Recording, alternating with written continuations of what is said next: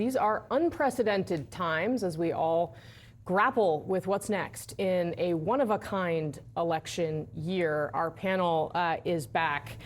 Stephen Collinson, you write this morning under the headline, Trump conviction heralds a somber and volatile moment in American history, that the danger's acute because with his attempt to stay in power after losing the 2020 election, Trump has already shown he'll do what it takes to save himself, even if his actions catastrophically hurt democratic institutions. If it's Trump who raises his hand to swear to preserve, protect, and defend the Constitution on January 20th as the 47th president, America will be led by a criminal whose duties will include being the symbolic head of the justice system. Quite a weighty frame for where we are. Yeah, and we saw the way that the former president acted when he was in office in his first term. I think a second term would be one that would have even fewer legal and political constraints. That's the message that we can take from the way the Republican Party has responded to this. I think that it will be interesting to see the Republican convention, which takes place 4 days after the sentencing is due to take place. That was already shaping up as a pageant of vengeance, if you like. The Trump second term. A pageant of vengeance. There's a phrase. The Trump second term mantra is, this will be a presidency of retribution. Yeah. And I don't think I think we should take that seriously, because he has said what he will do in the past and he's gone ahead and done it. Yeah. So this is how, of course, his allies are framing this in the immediate aftermath. Let's listen to his son, Donald Trump Jr., on a podcast in the aftermath of the verdict. Watch. The Democrats have succeeded in their years-long quest to turn America into a shithole country. There can be no doubt that that has been their plan all along. This is a third world banana republic, looks like. Yeah, if this happened in Zimbabwe, we'd be like, that's really bad. Sure, Michael Singleton, I think the reality that what we've learned about how Donald Trump's supporters perceive him and the things he says, the things his allies say, is that they believe him. I mean, the polls show that a lot of them buy his argument that the 2020 election was stolen. This is what they're feeding them right now. And a lot of Republicans I've spoken with last night via text messages, a couple phone calls from different focus groups I've done over this year.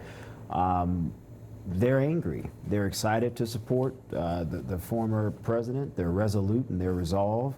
Many of them said this is exactly what we expected. We're not surprised. They feel even more energized about trying to go out and do whatever they can to get other Republicans to see things their way. I think the concern, though, here, if I'm just putting on my strategist hat and looking, from a 10,000-foot view, what do you do with some of the Nikki Haley Republicans? What do you do with some swing voters who lean to the right? We call them swing voters, but they sort of act like partisans in terms of their voter profile.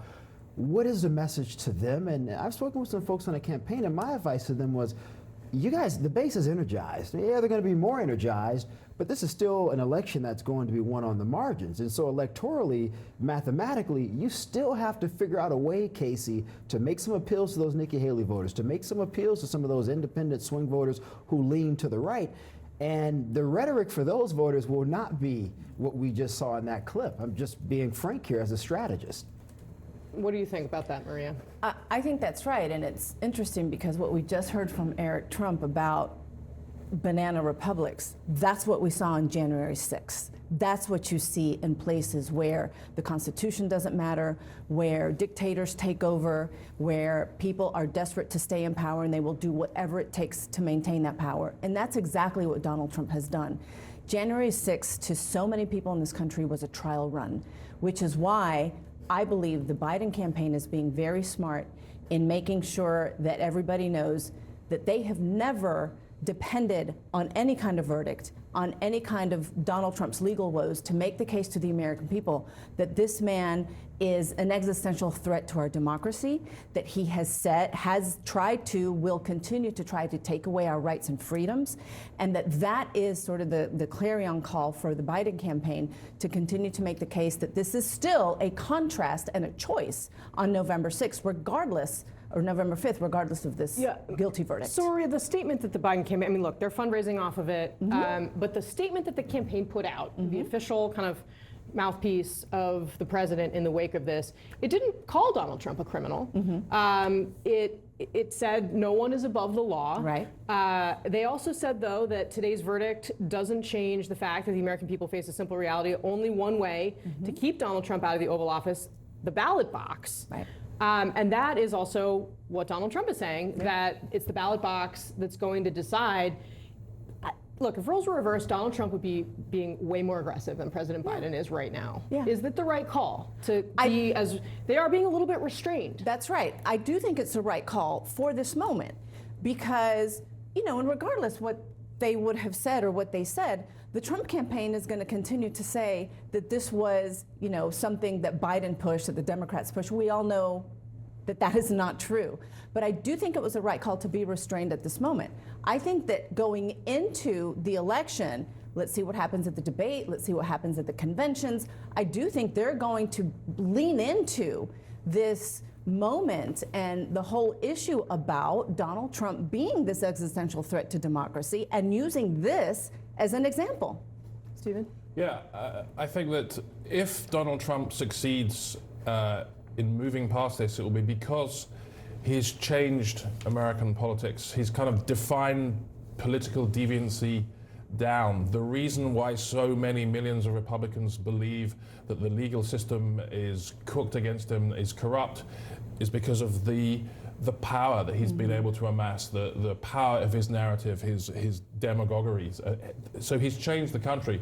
At the same time, however, this was the October surprise that came in May that wasn't really a surprise. There may be many more things, and experience shows us with Trump, there are many more things that happen between now and November that can change this. Having said that, a lot of people begin voting early by mail and by ballot, so it could push it forward. To your point about the president, it would be really interesting to see how he behaves off the cuff, in an aside, in a debate. That may be when we find out what That's he really exactly thinks when right. he's not programmed. I agree. Casey, if I could just really quickly, I actually think that statement was very smart. And I told Maria this, because strategically, if you're trying to draw a contrast from your opponent that I am the more stable individual, I am the one who's sort of above the fray, and you're looking at, again, some of those folks in the middle, some of those moderate Republicans who are looking at Biden to see how does he respond to this.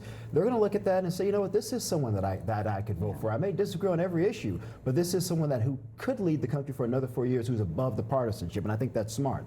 So Shan Wu, legally speaking, first of all, you have a column I would commend to everyone that says, here's who Trump should blame for this. He's obviously blaming Biden and the Democrats. You say he should blame his lawyers, from shouting at Michael Cohen to bullying Stormy Daniels and failing to establish rapport with the jury. Trump's lawyers proved consistently lousy at fighting for their client. I'm interested to know how you think he should change his legal strategy going forward, because, I mean, big picture, it's not necessarily likely we'll get another trial of Trump before the election. There is still a possibility it could happen in the Tanya Chutkan January 6th insurrection case. How do you see this playing into that? He has no legal strategy. So what he could change is to actually have a legal strategy.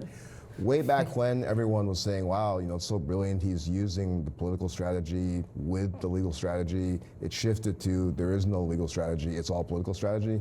So going forward, if he wants to listen to his lawyers, he'll have a strategy. If they only listen to him like they did in this trial, there'll continue to be no strategy whatsoever. I mean, I think this country, we ask a lot of the criminal justice system, a little bit too much.